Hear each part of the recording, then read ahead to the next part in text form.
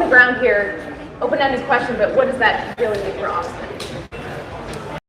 It's explosive. You know, for the area that I represent, we're seeing a lot of new development. So I'm sure business is good right now. Yes, and so what we're seeing is that this really, having Tesla here in Austin, having their headquarters based in our beloved city that we love, has really put Austin even more on the map. But it also has shone a light on some of the challenges we're facing as a growing city. And I know throughout this conversation, we're going to talk about housing, affordability, infrastructure, and those are some of the issues that I'm working on as a local policymaker. But you know, at the end of the day, this is an incredible opportunity for Austinites. It's wonderful for our state, and it's wonderful for our community. What about your take on it, Matt? Why Austin? I mean, Elon talked about it last night. He asked everybody at Tesla, where do you want to go? And a resounding Austin came up.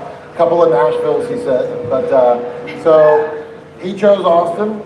Site selection was interesting. He chose a pretty tough site to build on. But the site prep went really quick, 6 months. I mean, you got something in 2.5 years. It's 11 million square feet and can house 30,000 workers. It's amazing. And from what I'm hearing, that's phase one. There's 2 and 3 potentially coming. So we're going to have a robust workforce. And he says for every employee he has, there's 3 jobs created around it. Wow. Vendors, contractors, all that. So we are going to have, I think he'll be the biggest employer in all of Central Texas. On top of Google and Meta and all these companies doubling down on their engineer teams that are coming out here. So when Elon said we're going to be a huge boom town, it's going to be a fairly unbridled growth period. And that has its good and its bad, right? So challenges ahead, but exciting stuff. And just talking about the influx of tech in general, you were saying you think Austin has the potential to overtake Silicon Valley. So yeah, so what I'm seeing anecdotally is we're having a zeitgeist shift from kind of tech light, back office jobs, and we're switching to a lot of engineer teams, corporate level jobs, headquarter relocations. And so the pay scales increased substantially. I'm working a lot more with VCs who are coming in town, so the money's now following the big tech. 3 years, you guys can't hear him. I'm saying 5 to 7. Okay, all right. That's aggressive. And you know, with the influx of people, obviously housing and public transportation, let's talk a little bit about tackling some of those challenges. Absolutely, yeah. And public transportation is a key component of the growth of any city. If we're going to overtake Silicon Valley in 3 years from 5 to 7, public transportation is an exciting topic.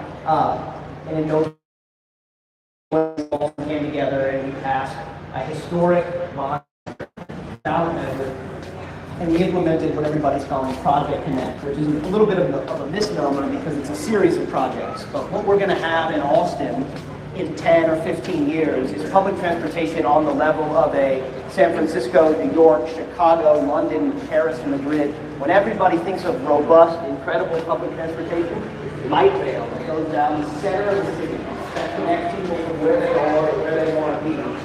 That's what we're going to have. And what's interesting is it's the biggest thing that nobody's talking about yet. Everybody's talking about Tesla, we know that. Project Connect and the orange line and the blue line and the alignment of where they are in our city, how many hundreds of thousands of people live within the half-mile walkshed of these public transportation zones allow us to continue to grow in a sustainable way. Because without public transportation, it's impossible for everybody to get around to where they need to be. So the future of Austin is exciting. I would add to that, now we got can you say... You want a drink? Yeah.